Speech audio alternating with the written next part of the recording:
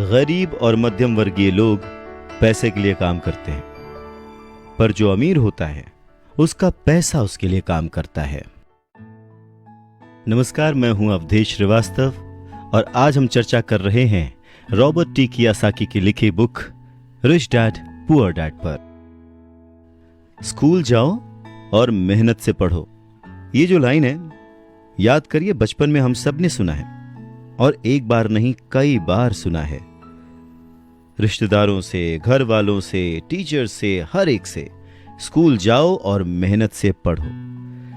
एक वक्त तो ऐसा लगता था कि बस पढ़ते रहो पढ़ते रहो पढ़ते रहो, पर जैसे जैसे समझ आगे बढ़ी, एक सवाल मन में घर करने लगा, आखिर हम पढ़ किस लिए रहे हैं?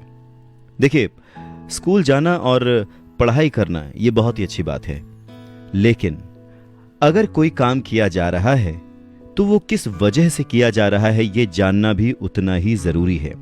अपनी पढ़ाई पूरी करने के बाद हम सबसे पहले जॉब ही ढूंढते हैं ना, ये सोचकर के जॉब मिलने पर हमारी सारी प्रॉब्लम्स दूर हो जाएंगी, पैसे मिल जाएंगे, हम घर बना लेंगे, गाड़ी खरीद लेंगे और जो भी ज़रूरतें हैं पैसे से जुड़ी हुई वो सब पूरी कर लेंगे। पर ऐसा होता नहीं है। बहुत सारे लोग अच्छी जॉब और बहुत ही अच्छी सैलरी होने के बावजूद खुश नहीं होते।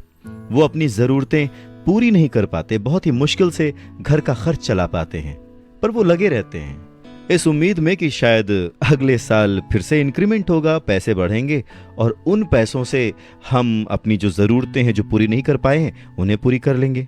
और वो और ज़्यादा मेहनत करते हैं प्रमोशन पाने के लिए।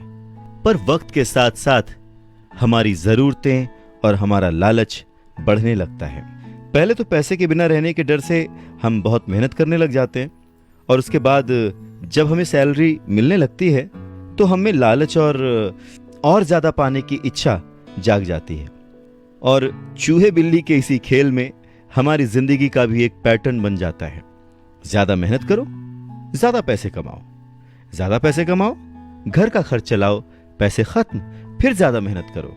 और ये जो विशेष सर्कल है ये चलता रहता है और इसी सर्कल में हम गोल गोल गोल गोल घूमते रहते हैं। अगर हमारे पास ज़्यादा पैसे आ भी जाएं तो भी हमें इस विशेष सर्कल में घूमने की आदत पड़ जाती है।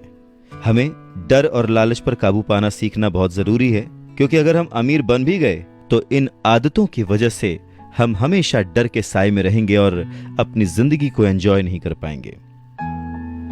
पहले के ज़माने में शिक्षा एक जरिया थी लोगों की पर्सनैलिटी डेवलप करने का और आसपास के हर विषय में उन्हें जानकारी देने का। पर वक्त के साथ साथ पढ़ाई का लक्ष्य, उसका गोल बदल गया। पढ़ाई का मकसद रह गया बड़े होकर अपनी जीविका चलाना, ब्रेड एंड बटर कमाना। और इसमें कुछ गलत भी नहीं है। वक्त के साथ चीजें बदलना बहुत जरूरी है, क्योंकि जो चीज वक्त के साथ नहीं बदलती वो या तो हमारी खुशियां छीनती है या फिर समाज को बहुत ही पीछे ले जाती है। रॉबर्ट टी कियोसाकी ने इस बहुत ही अहम मुद्दे को यहां पर उठाया है अपने book rich dad poor dad में। क्या खूब कहा है कि बचपन से ही अगर हम बच्चे को मनी को एज अ सब्जेक्ट बच्चों को पढ़ाना शुरू करें, उन्हें यह समझाना शुरू करें कि उसे कैसे मैनेज किया जाए, तो बड़े होने पर बच्चों की बहुत सारी प्रॉब्लम्स अपने आप ही सॉल्व हो जाएंगी।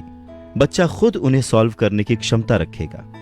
पर कहीं ना कहीं रॉबर्ट टी कियोसाकी ने इस बात का पूरा ध्यान रखा है कि पैसे को रिश्तों के ऊपर न रखा जाए। तभी तो उन्होंने इस विषय को रिश्तों के माध्यम से ही समझाने की कोशिश की है। रॉबर्ट टी कियोसाकी के पहले जो डैडी थे वो हमेशा ये कहते थे कि मैं इसे कैसे खरीद सकता हूं। वहीं जो उसके दूसरे डैडी थे वो कहते थे मैं इसे क्यों नहीं खरीद सकता हूं। दोनों की सोच में अंतर था, दोनों के शब्दों में अंतर था। यानी कि जिसे हम जिंदगी में पाना चाहते हैं, जिसे संभालना चाहते हैं, जैसे कि पैसा, तो उसके बारे में अगर बचपन से जाना जाए तो क्या यह सही नहीं होगा? आज जिस तरह से पढ़ाई की जाती है, बच्चा ग्रेजुएट होकर सोचता है कि अब मैं कौन सी नौकरी करूंगा। क्या यह सही नहीं है कि थोड़ा और पहले से बच्चे को इस विषय के बारे में और अच्छे से और डीपली पढ़ाया जाए, समझाया जाए? ये तो वही बात हो गई, जाना था जापान, पहुंच गए चीन। यानी कमाना था पैसे, पर जब तक इसकी समझ आई तब तक बहुत देर हो चुकी थी।